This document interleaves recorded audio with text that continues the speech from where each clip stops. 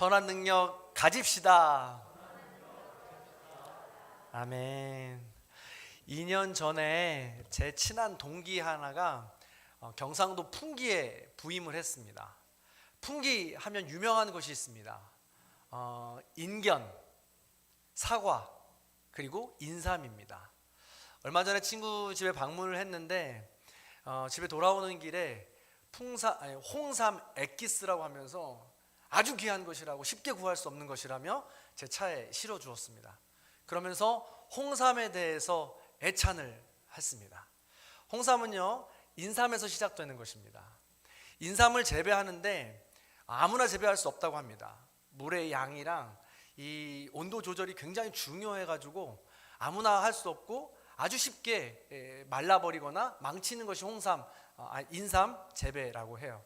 그래서 보통 고수가 아니면 보통 할 수가 없다라는 것이죠. 인삼은 6년을 키워야 합니다. 6년이 넘어가면 더 자라지도 않을 뿐더러 썩어진다고 하더라고요. 그래서 6년까지만 기른다고 합니다. 그런 인삼, 애지중지 키운 인삼을 구중구포 9번 찌고 9번 말려서 만든 것이 홍삼이라는 거예요.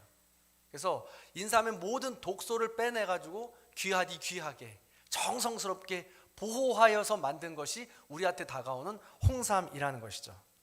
그런데요, 그렇게 귀한 홍삼도 산삼에 비할 수 없다라고 우리 이야기는 마쳤습니다. 겨울철에 강원도 정선에 가보면 산촌에 사는 사람들이 겨울철에 산에 씨를 뿌린다고 합니다. 강원도 산촌에 이 취나물을 비롯해서 산나물이 많이 나기 때문에 그런데요, 그런 나물과 약초들을 산속에서 야생으로 재배하는 것, 그렇게 야생으로 상태로 재배한다는 것입니다. 산에 뿌리는 것도 놀라우는데 겨울철에 뿌린다는 것은 더 놀라운 일이었습니다. 그렇게 산나물과 약초는 겨울을 잘 견뎌야, 혹독한 추위를 잘 견뎌내야 제대로 자란다는 것이죠. 초겨울에 산에 뿌려서 그 혹독하고 거친 야생 환경을 이겨내면, 그 씨앗이 이겨내면 그제서야 비로소 효능을 발휘한다는 것입니다. 애지중지 키운 이 홍삼, 인삼과는 차원이 다르다는 것입니다. 그래서 그런지 산삼은 6년 이상, 아주 100년까지도 썩지 않는다는 거예요. 비록 홍삼보다는 작지만 그 효능은 인삼이나 홍삼보다 더 크다라는 것이죠. 자, 이 사실을 통해서 깨닫게 되는 것이 있습니다. 농부는 씨앗을 뿌림과 동시에 열매를 기다린다는 사실입니다. 농부는 때로는 씨앗을 뿌리는데 돌밭에, 길가에, 때로는 쩍쩍 갈라진 땅에 뿌릴 수도 있다는 것입니다. 때로는 그 씨앗이 혹독한 추위, 겨울에 뿌려질 수도 있다는 사실이죠. 혹은 무더운 여름에 뿌려질 수도 있다는 것입니다. 우리는 아주 오랜 시간 동안 기다릴 때 그 열매를 맛볼 수 있는 것이죠. 그렇게 오랜 기다림 속에, 어려운 환경 속에서 자란 열매야말로 그 효능이 더 깊다라는 것입니다. 대림절의 의미도 이와 같습니다. 우리가 처한 상황이 지금 겨울과도 같아요. 우리의 처한 마음의 상태가 쩍쩍 갈라진 메마른 땅과도 같습니다. 그러나 그곳에 소망을 품고 예수 그리스도를 씨앗으로 받아들인다면 우리의 마음은 큰 열매, 더 큰 효능을 가질 수 있는 열매를 맛볼 수 있게 된다는 것이죠. 이미 대림절부터 우리는 새해를 시작하는 것입니다. 그리스도인들이라면 지금이 씨앗을 뿌리는 절기예요. 예수 그리스도를 마음속에 받아들이고 예수 그리스도를 더 믿기로 결단하면서 씨앗을 뿌리면서 2022년을 우린 준비하는 것이죠. 자, 그렇다면 이런 대림절 어떻게 해야 우리는 풍성한 열매를 맺을 수 있을까요? 저와 여러분이 풍성한 열매를 맺고 싶은데 어떻게 하면 좋을까요? 오늘 말씀을 통해서 함께 나누려고 합니다. 그 전에 우리 앞뒤 좌우 여러분과 다시 한 번 더 우리가 마음을 담아서 인사했으면 좋겠습니다. 이렇게 인사합니다. 대림절 선한 능력으로 열매 맺읍시다. 반대편에 다시 한 번 인사합니다. 대림절 선한 능력으로 열매 맺읍시다. 아멘. 그런데 한 가지 궁금한 게 있어요. 우리는 과연 그렇게 힘들게 풍성한 열매를 맺어야 되는 걸까? 그냥 인삼만 가져도 되지 않나? 아니 그냥 구중구포에서 홍삼만 가져도 되지 않나? 굳이 그렇게 힘들게 산삼을 가질 필요가 있나라고 생각할 필요가 있습니다. 그런데요, 성경에서는 반드시 합당한 열매를 맺으라고 합니다. 그렇지 않으면 우리가 겪게 되는 일이 있다는 거예요. 자, 한번 말씀을 나눠보겠습니다. 특히 우리 그리스도인은 신앙 농사라는 것이 쉽지 않은데 오늘 말씀 6절과 7절을 통해 알아봅니다. 6절 7절 같이 읽어봅니다. 시작. 땅이 그 위에 자주 내리는 비를 흡수하여 밭가는 자들이 쓰기에 합당한 채소를 내면 하나님께 복을 받고, 만일 가시와 엉겅퀴를 내면 버림을 당하고 저주함에 가까워 그 마지막은 불사름이 되리라. 아멘. 하늘에서 비가 계속 내린다는 거예요. 비가 왜 내리나요? 열매를 맺으라고 주신다는 거예요. 그런데 그 비를 받은 땅은 반드시 합당한 열매를 맺어야 된다는 것입니다. 그래야 하나님께 복을 받는다는 거예요. 합당한 열매를 맺는다는 것도 복인데 합당한 열매를 맺은 이후에 더 큰 복을 주신다는 것이죠. 그런데 반대로 비를 내려주심에도 불구하고 가시와 엉겅퀴를 내는 사람도, 가시와 엉겅퀴를 내는 밭도 있다는 것입니다. 그러면 그것은 이 거둠을 당해서 불사름을 당하고 저주를 받는다라고 성경은 기록하고 있다는 사실이죠. 이게 무슨 뜻일까요? 우리가 인삼을 거둘 능력이 되면 인삼을 거두면서 열매를 맺으면 되고요. 그런데 하나님은 더 나아가서 홍삼을 맺을 우리에게 능력을 주신다는 겁니다. 그럼 좀 더 노력해서 홍삼을 맺어야 돼요. 근데 하나님께서 더 비를 내려주신다는 거예요. 산삼을 낼 수 있는 능력을 주신다는 거죠. 그런데 그 자리에 머물러 있으면 안 된다라는 의미죠. 자, 조금 더 깊이 들어가 보면 먼저 히브리서에 대해서 우리가 잠깐 이해를 하고 가야 됩니다. 히브리서는요, 신약 성경 중에서 27권 중에 가장 어려운 책이라고 해요. 그래서 오리게네스라는 사람은 신약 성경 중에 히브리서는 수수께끼와 같다라고 말할 정도였습니다. 왜 그런고 하니 다른 서신서들이나 다른 성경들은 장르가 정확하고 명확합니다. 서신서, 편지, 시편, 문학서, 예언서면 예언서 해서 장르가 성격이 정확하단 말이죠. 근데 히브리서에는 이 세 가지 성격이 다 담겨져 있습니다. 서신서이기도 하고요, 설교문이기도 하고 담화문이 되기도 합니다. 더 중요한 건 저자도 정확하지 않아요. 누가 썼는지 명확하지 않다는 것입니다. 바울, 바나바, 아볼로, 브리스길라와 아굴라, 아주 여러 사람들이 이 사람이 저자일 거야 라고 얘기한다는 것이죠. 그리고 편지를 받는 사람도 누구인지 정확하게 알 수가 없습니다. 그러다 보니까 이 성경이 굉장히 어렵고 수수께끼 같은 책이다라고 지금 정평이 나 있습니다.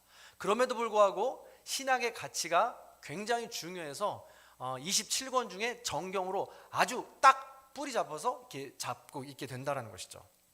그런데 이렇게 수수께끼 같은 상황에서 그래도 우리가 선명하게 추리해 볼 수 있는 것은 내용을 살펴보니까 이 히브리서를 쓰고 받는 사람, 주고 받는 사람이 모두 신앙의 연륜이 있는 사람들이라는 거예요.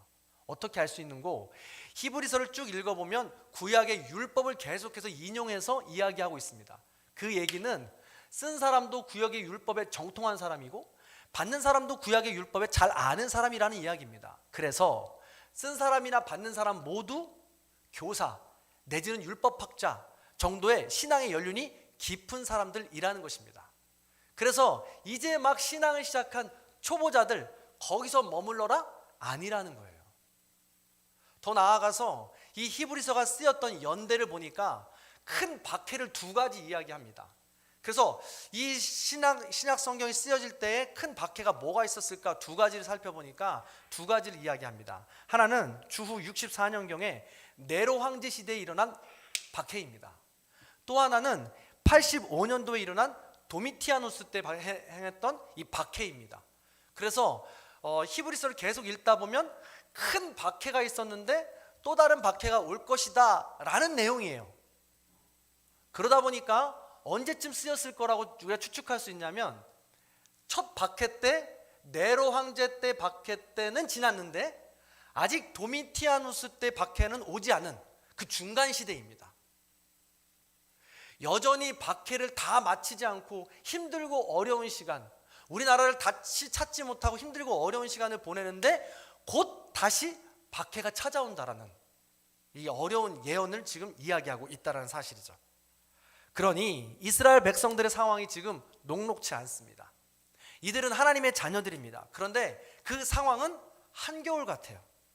쩍쩍 갈라지는 마른 땅과 같습니다. 나라를 잃은 슬픔과 치욕 속에서 또 다른 박해를 예언으로 듣고 기다리는 그 상황이 어둠 속에 갇힌 두려운 상황이라는 거죠. 그런 와중에도 오늘 본문은 말합니다. 하늘에서 은혜의 단비를 부어주시니 가시와 엉겅퀴가 아니라 합당한 채소를 열매 맺으라. 이런 상황을 알고 들어도 조금 어려운 말씀 아닙니까? 나는 지금 한겨울을 보내고 있고 마른 땅을 지금 지나고 있는데 합당한 채소를 맺으라니요. 그런 환경을 만들어주고 맺으라고 하시든가 라고 우리가 불평할 수 있지 않겠습니까?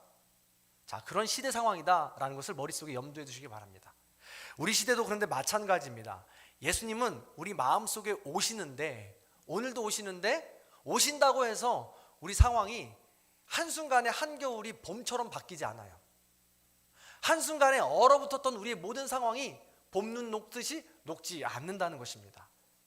여전히 예수 그리스도 우리 마음속에 모신다고 고백하지만 뒤돌아보면, 우리의 삶의 자리에 돌아가 보면 여전히 답답하고 힘든 상황이 우리를 옥죄는다는 것이죠. 그럼에도 불구하고 이야기합니다. 합당한 채소를 맺으라 라고 말하죠. 자, 그렇다면 구체적으로 어떻게 해야 될까요? 자, 결론부터 말씀을 드리면 오늘 말씀 13절부터 15절까지 아브라함에게 주신 말씀을 통해 우리는 알 수 있습니다. 요약하면 이렇습니다. 우리 성경 화면을 보고 같이 한번 읽어볼까요? 시작. 하나님이 아브라함에게 약속하실 때 그가 이같이 오래 참아 약속을 받았느니라. 아멘. 따라하십니다. 오래 참고 약속받자. 이렇게 자신이 없으십니까? 한 번 더. 오래 참고 약속받자. 왜 왕도가 없어요?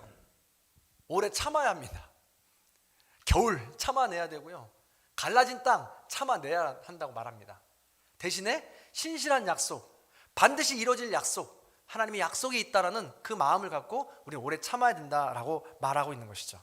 자, 그렇다면 조금 더 깊이 어떻게 우리가 오래 참을 수 있을까? 오늘 성경은 힌트를 주고 있습니다. 어떻게 기다려야 되는지 첫 번째 힌트입니다. 히브리서 기자는 합당한 채소를 이야기하면서 가장 먼저 언급하는 것이 9절인데요. 이 씨앗을 뿌리라고 이야기해요. 자, 9절 같이 한번 읽어볼까요? 읽습니다. 시작. 사랑하는 자들아, 우리가 이같이 말하나 너희에게는 이보다 더 좋은 것 곧 구원에 속한 것이 있음을 확신하노라. 아멘. 사랑하는 자들아, 히브리서 기자가 이렇게 얘기해요. 사랑하는 자들아, 애틋해서 이야기합니다. 추운 상황 중에 있는 거 알아. 지금 쩍쩍 갈라지는 마른 땅 가운데 있는 거 알아. 사랑하는 자들아, 그럼에도 불구하고 구원의 확신은 가지고 믿음을 지키고 있어야 돼 라고 이야기하는 것입니다. 그래서 첫 번째로 우리가 뿌려야 되는 씨앗은 바로 믿음의 씨앗인 것입니다. 구원에 속한 것이 있음을 확신하는 것입니다. 이것이 바로 믿음을 이야기하는 것이죠. 우리가 첫 번째로 잊지 말아야 할 것은 구원에 관한 확신, 바로 믿음입니다. 자, 그렇다면 우리가 믿어야 할 믿음의 제일 기본적인 바탕은 무엇일까요? 뭘 믿어야 되는 걸까요?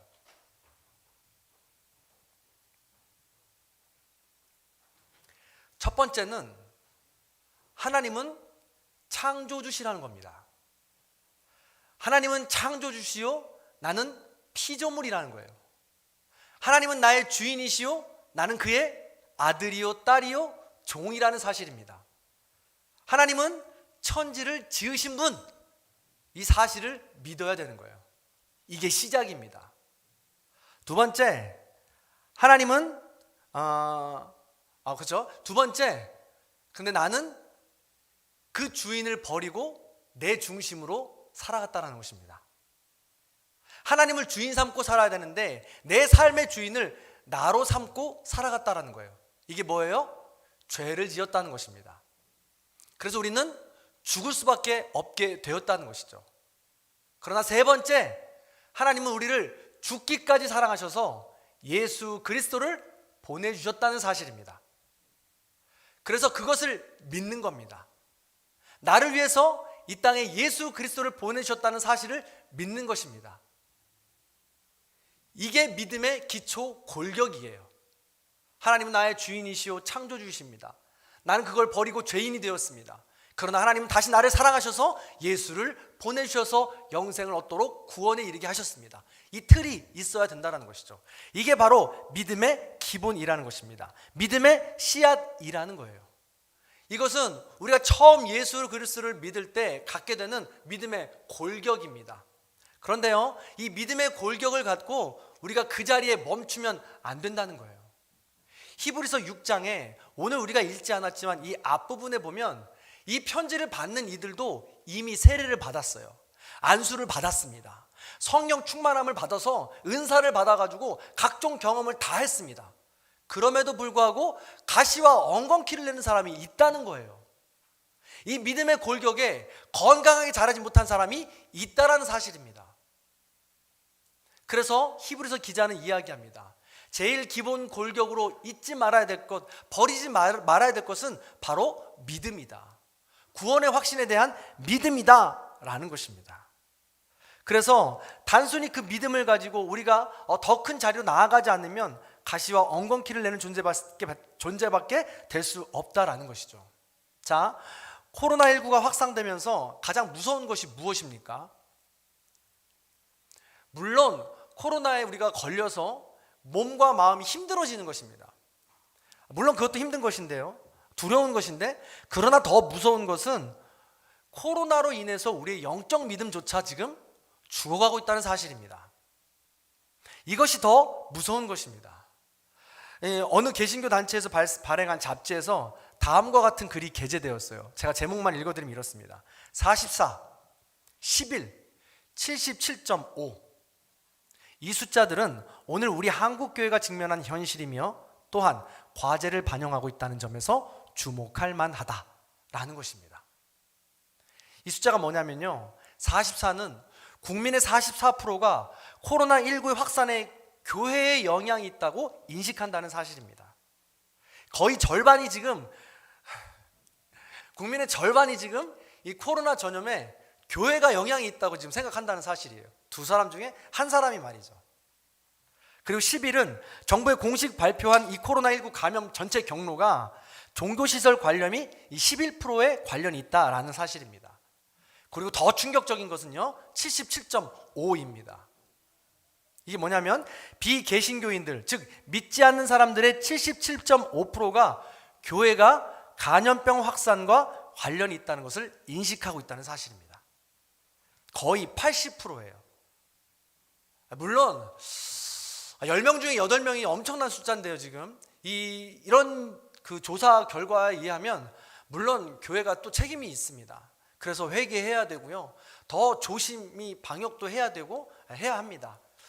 그런데 더 중요한 것은요, 이 가운데 믿지 않는 사람들은 차치하고서라도 믿는 사람들마저도 이런 분위기로, 이런 수치로 인해서 흔들린다는 사실이에요.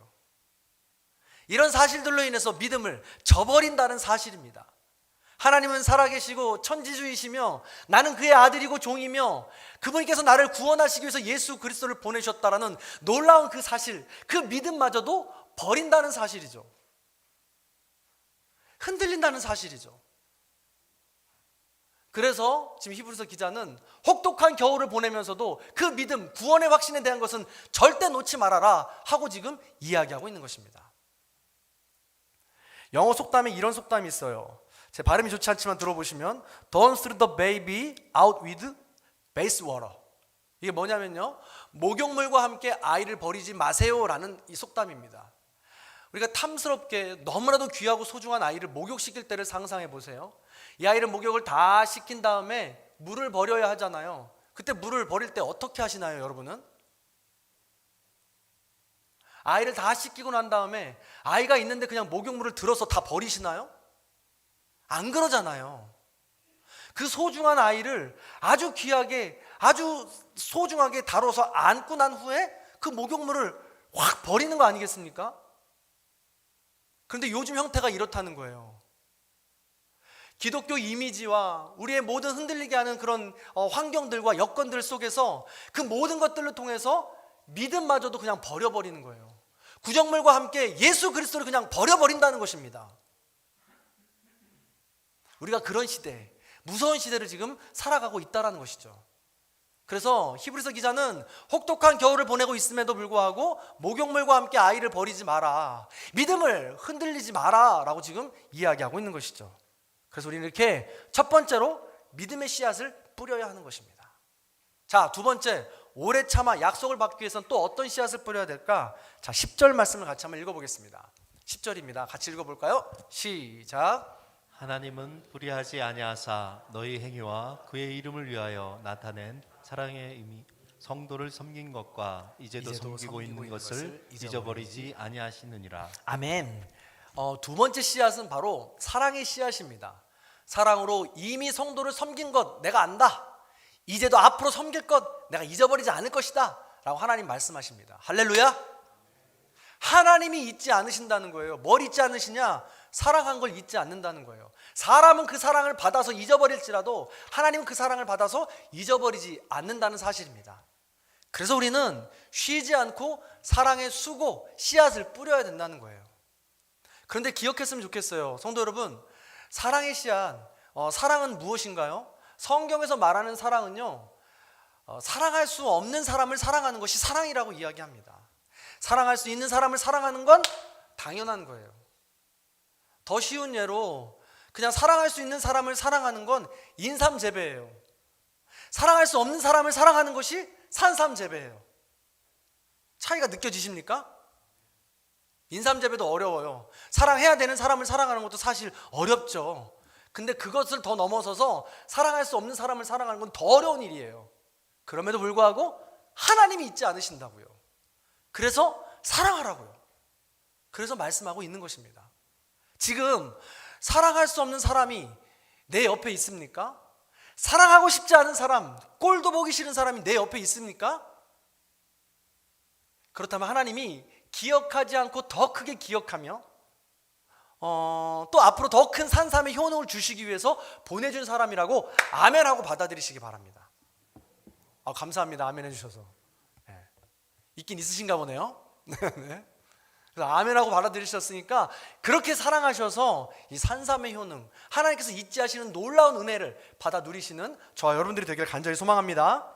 아멘. 세 번째 씨앗입니다. 오래 참아 약속을 받기 위한 세 번째 씨앗, 우리 11절입니다. 같이 한번 읽어볼까요? 11절 또 있습니다. 시작. 우리가 간절히 원하는 것은 너희 각 사람이 동일한 부지런함을 나타내어 끝까지 소망의 풍성함에 이르러. 아멘. 소망의 씨앗입니다. 세 번째 뿌려야 되는 씨앗은 소망의 씨앗. 근데 이 소망의 씨앗은 별칭이 붙습니다. 소망 그냥 아니고요, 소망의 인내라고 합니다. 왜 소망의 인내라고 할까요? 소망은 오래 참아야 되는 것이기 때문에 그래요. 그래서 여기에서도 소망의 풍성함에 이르러 해도 문장에 이상함이 없어요. 그런데 끝까지라는 단어가 붙죠. 이 단어가 헬라어에서도 안 붙어도 되는 단어인데 붙어 있어요. 아크리탈루스. 이게 뭐냐면 목적지까지 최대한 손의 끝에 닿을 때까지 놓지 않고 가라는 이야기입니다. 그래서 소망의 풍성함에 이르러라 라고 이야기해도 되지만 포기하지 말고 끝까지 손을 내밀어서 닿을 때까지 가라 라고 이야기하고 있는 것이죠. 그래서 소망의 인내는 이 단어들과 계속 함께합니다. 11절에 보니까 부지런하게, 또 포기하지 말고 소망의 풍성함에 이르러라. 12절에 게으르지 말라 라고 이야기합니다. 그러면서 소망을 얼마나 중요한 것인지 이야기하죠. 그래서 이런 말씀을 들으면 우리는 신앙생활을 대충 할 수 없어요. 매년 똑같이, 작년이랑 올해랑 똑같이 신앙생활, 어제랑 오늘이랑 똑같이 신앙생활, 지난번에 가졌던 믿음이랑 똑같은 믿음, 그렇게 살 수 없다라는 거죠. 제가 평일에 이 4층에 제 사무실에 앉아 있으면 제일 재밌는 소리 중에 하나가 우리 숲 어린이집 아이들이 자전거를 타는 소리예요. 자전거를 배우면서 면허증을 따요. 다 배우고 나면요. 처음에는 보조바퀴를 달고 열심히 달립니다. 옥신각신하죠. 서로 피해라, 내가 이걸 탈 거다, 이렇게 하면서 막 탑니다. 그 과정을 계속 거치고 나면 나중에 면허 시험을 보거든요. 그래서 면허증을 따서 진짜 가지고 와요. 신기하죠. 그런데요, 그 아이들이 페달을 밟을 때 구르다가 멈추면 어떻게 되나요? 그 자리에 멈추는 거예요. 그런데 보조바퀴를 단 자전거를 탈 땐 그나마 괜찮아요. 근데 그 아이들이 5살, 6살, 7살에 머무를까요? 그 아이들은 앞으로 8살, 9살, 10살로 성장할 거예요. 그럼 보조바퀴를 떼겠죠. 보조바퀴를 떼면 자전거를 잘 타려면 그때는 더 페달을 놓을 수가 없어요. 페달을 놓는 순간 자전거는 멈추게 되고 잘못 놓는 순간 자전거는 넘어지기 때문에 그렇습니다. 그래서 다시 일어나서 페달을 밟아야 목적지까지 최대한 닿을 때까지 이룰 수 있게 된다라는 사실이죠. 그래서 우리는 하나님 나라에 이를 때까지 잠시 넘어져도 괜찮아요. 잠시 무릎팍 상해도 괜찮습니다. 그러나 기억하십시오. 소망의 페달을 멈춰선 안 됩니다. 다시금은 일어나서 페달을 굴릴 수 있어야 그 목적지까지 우리는 다다를 수 있다는 사실이죠. 하나님은 그걸 원하신다는 사실이고 합당한 채소를 계속 그렇게 원하신다는 거예요. 보조바퀴 탈 때는 하나님이 아세요. 너 지금 보조바퀴 달고 탈 때야. 괜찮아. 내가 기다려줄 수 있어. 그런데 천년 만년 보조바퀴 끼고 계실랍니까? 하나님 말씀하시는 거예요. 소망의 비를 계속 내려주시면서 야 이제 그 보조바퀴 떼야 되지 않겠니? 라고 말씀하시는 거예요. 그런데도 떼지 않고 그냥 있으면 가시와 엉겅퀴로 바뀌게 되는 겁니다. 그러므로 그 소망의 페달을 우리는 밟을 수 있어야 된다는 것이죠. 그렇습니다. 이와 마찬가지로 절망의 시대에 소망의 페달을 멈춘다면 우리는 반드시 넘어질 겁니다. 그래서 우리는 소망의 인내를 가져야 합니다. 대림절, 예수를 내 마음속에 모시고 그 예수를 닮아가는 소망입니다. 예수님을 우리 가정에 모시고 그 사랑이 넘치게 하는 소망을 갖는 것입니다. 예수님을 우리의 직장에, 우리의 교회에 모시고 세상이 할 수 없는 사랑과 평안을 누리는 것이 바로 우리의 소망이 되는 것입니다. 자, 다시 한번 이 마지막으로 아브라함을 기억해 보시기 바랍니다. 아브라함은 본토 친척 아비짐을 믿음으로 떠났습니다. 아브라함은 롯과 그의 가족을 서운했지만 사랑으로 품었습니다. 아브라함은 사라와 함께 오랜 시간이지만 소망으로 자녀를 기다렸죠.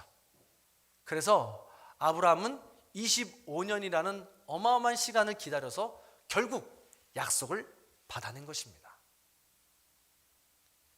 우리도 그렇습니다. 말씀을 정리합니다. 사랑하는 성도 여러분, 지금 혹독한 겨울 가운데 계십니까? 아니면 쩍쩍 갈라지는 마른 땅 가운데 지금 헉 되고 있으십니까?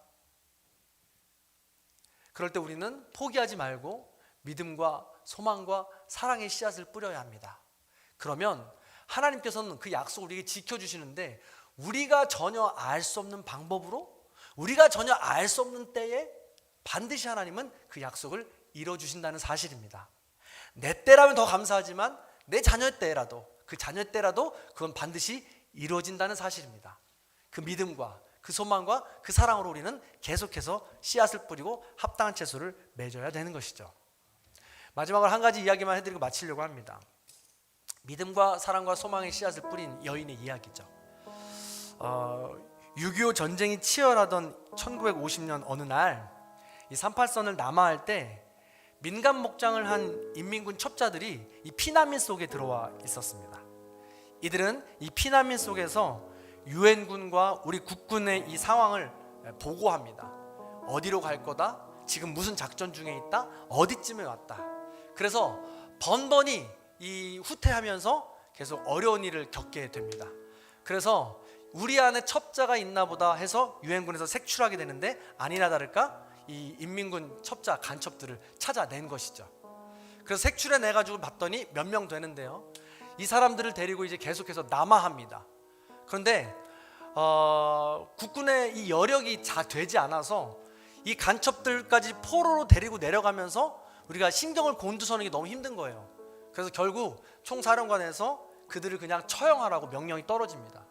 그래서 이 간첩들을 다 불러다 놓고 처형하려고 해요. 근데 이 유엔군 장교가 기독교인이에요. 그러다 보니까 너희들이 나라를 포기할 수 없다면, 신념을 포기할 수 없다면 혹 이 중에 종교라도 좀 확실히 알았으면 좋겠다. 너희 중에 예수님을 믿는 사람이 있다면 목숨은 우리가 함께 살려서 함께 갔으면 좋겠다라고 이야기하는 거예요. 그래서 예수 믿는 사람이 있으면 나와보라 라고 이야기했더니 어느 사람이 쭈뼛쭈뼛하다가 갑자기 이 성호를 거요. 이렇게 나 예수님 믿는다는 거죠. 그러니까 간첩들이 옆에서 이렇게 보다가 나도 이렇게 긋는 거죠. 살려주십사 하는 거죠. 그러다 보니까 변별력이 떨어졌어요. 모두 다 예수를 믿는다고 그렇게 하니까. 그래서 유엔 장교가 안 되겠다 싶어서 교회를 다닌다면 찬송가 하나쯤은 부를 수 있겠지. 그래서 그럼 찬송가 한 종곡 정도 부를 수 있는 사람이 있으면 나와봐라 라고 이야기해요. 근데 이 간첩들 중에 한 사람도 안 나오는 거예요. 이제 변별력이 생겨서 모두가 예수를 믿지 않는 사람이라는 게 이제 된 거죠. 그래서 어쩔 수 없이 처형하기 이릅니다. 그런데 바로 그때 어느 한 사람이 쭈뼛쭈뼛 나오더니 찬송가를 한번 불러보겠다는 거예요. 그러더니 부릅니다. 내 모든 시험 무거운 짐을 주 앞에 내려놓고. 이 찬양 아시죠? 337장. 이 찬양을 계속 부르는 거예요. 1절을 부르고 2절도 불러요. 가사를 보여주는 것도 아닌데 3절도 부릅니다. 그러더니 급기야 4절을 부르면서는 엎드려서 펑펑 우는 거예요. 그래서 통역하는 장교도 그렇고 미국 유엔 장교도 그렇고 이 사람은 예수를 믿는 것이 정확합니다, 확실합니다 라고 인정을 한 거예요. 그래서 그 사람만 살려서 같이 데려가기로 한 거죠. 나중에 사연을 알고 보니까 더 놀라운 것은 이 사람은 인민군이 아니었고 간첩이 아니었던 겁니다. 피난민 속에 있던 사람인데, 우리나라 사람인데 이 간첩들 속에서 협박을 받으면서 정보를 캐내고 있었던 거예요. 그러니까 잘못하면 그 사람들한테 죽을 수도 있었던 것이죠. 그래서 쭈뼛쭈뼛 계속 두려움에 떨고 있었다는 사실입니다.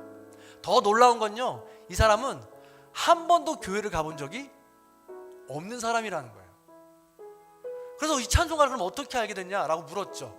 그랬더니 자기 아내 때문에 이 찬송가를 알게 되었다는 것입니다.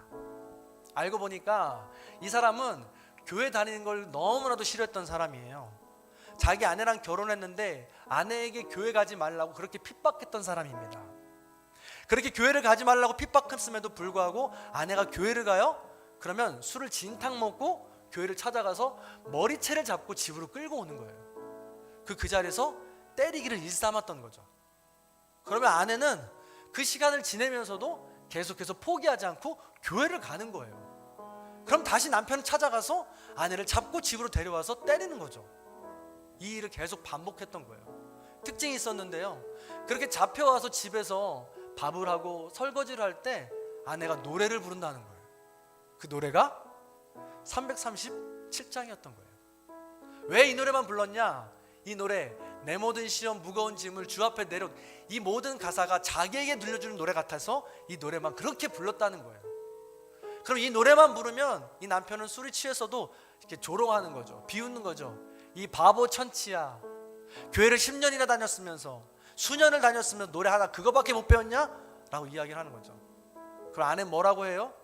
아이고, 내가 이거밖에 몰라서 이 노래만 부르는 줄 아슈?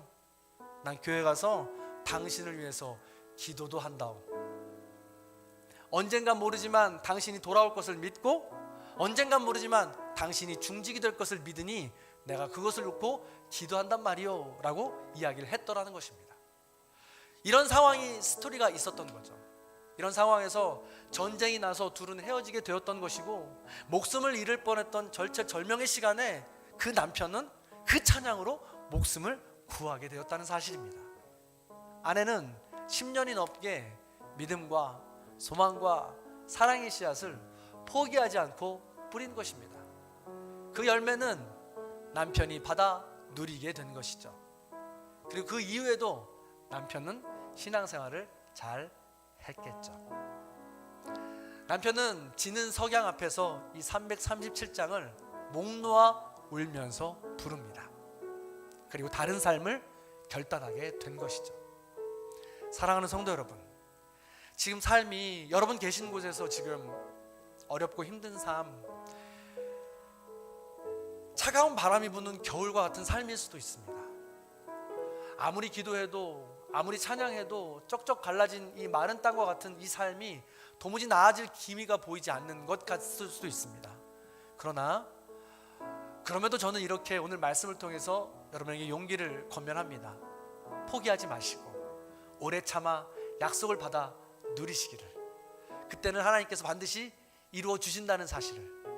그냥 6년 홍삼에 만족하지 마시고 100년 산삼을 기대하시는, 저와 여러분들의 삶이 다 되시기를 주님의 이름으로 간절히 축원합니다. 아멘. 그 마음을 담아서 우리 다시 한번 선한 능력으로 찬양하겠습니다. 그 선하님의 고요히 감싸요. 그 선하님의 고요히 감싸요.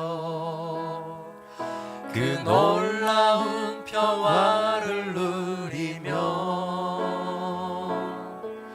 나 그대들과 함께 걸어가네. 나 그대들과 한 해를 여네. 지나간 허물 어둠의 날들이 무겁게 내 영혼 짓눌러도 아멘. 오 주여 우릴 외면치 마시고 약속의 구원을 이루소서. 아멘. 그 선하님이 우릴 감싸시니 믿음으로 일어날 일 기대하네. 주 언제나 우리와 함께 계셔. 하루 또 하루가 늘 새로워. 주께서 밝히신 작은 촛불이 어둠을 헤치고 타오르네. 그 빛에 우리 모두 하나 되어 온누리에 비추게 하소서. 그 선하님이 우릴 감싸시니 믿음으로 일어날 일 기대하네. 주 언제나 우리와 함께 계셔. 하루 또 하루가 늘 새로워. 그 선하님이 우릴 감싸시니 그 선하님이 우릴 감싸시 믿음으로 일어날 일 기대하네. 주 언제나 우리와 함께 계셔. 하루 또 하루 우리 마음을 다하여 다시 한 번 더 찬양합니다. 그 선하님이 우릴 감싸시니 그 선하님이 우릴 감싸시니 믿음으로 일어날 일 기대하네. 아멘. 주 언제나 우리와 함께 계셔. 주 언제나 우리와 함께 계셔. 하루 또 하루 우리 온 힘을 다하여 마지막으로 한 번 더 찬양합니다. 그 선하님이 우릴 감싸시니 믿음으로 일어날 일 기대하네. 주 언제나 우리와 함께 계셔.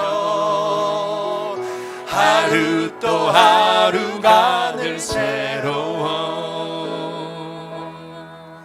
이 고요함이 깊이 번져갈 때 저 가슴 벅찬 노래 들리네.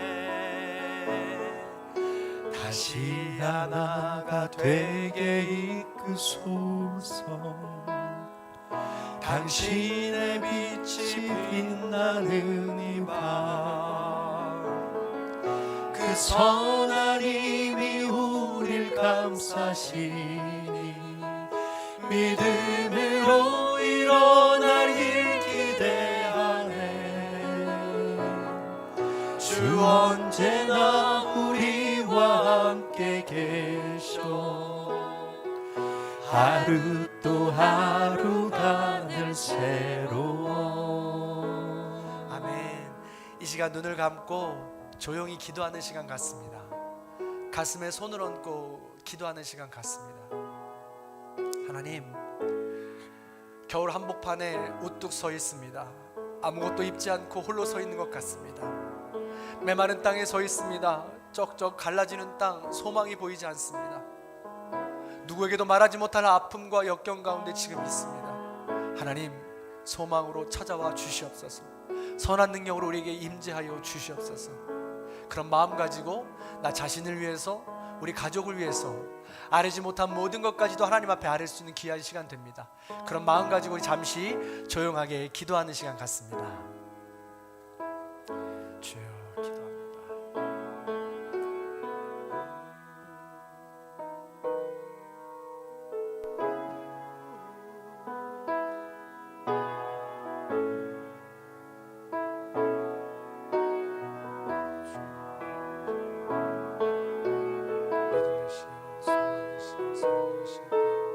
주 예수여 오시옵소서. 믿음의 사랑, 믿음의 씨앗, 사랑의 씨앗, 사랑의 씨앗, 주 예수 그리스도의 피를 내려 주옵소서. 이 선한 능력의 피를 내려 주옵소서.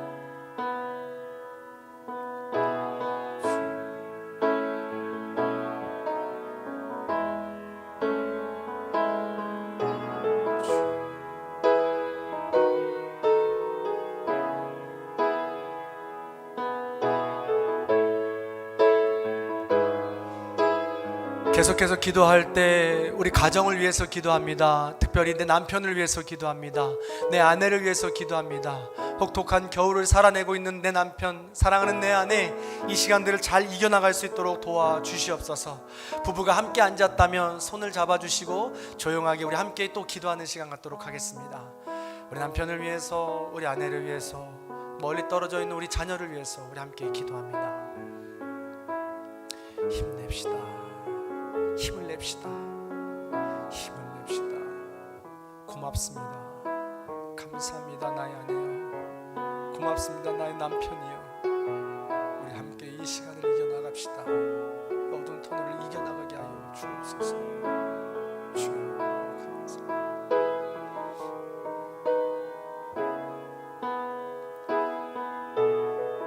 우리 조금만 더 시간을 내어서 기도합니다. 자녀들이 있다면 자녀들을 안아주십시오. 머리에 손을 얹고 기도해 주십시오. 우리 자녀들이 혹독한 겨울의 이 시대를 하나님의 자녀로서 떳떳하고 당당하게 승리하게 하여 주옵소서. 선한 능력으로 자라게 하여 주시옵소서. 우리 그런 마음 가지고 자녀를 마음껏 축복하며 자녀를 위해서 기도하는 시간 같습니다. 주 아버지,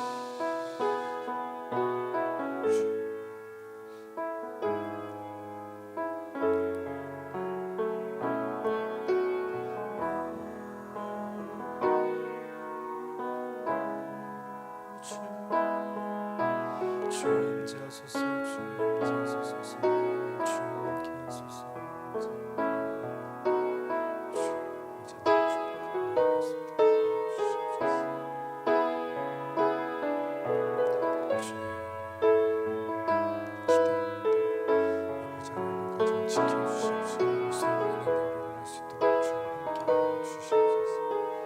아버지 사랑합니다. 아버지 사랑합니다. 주님 사랑합니다.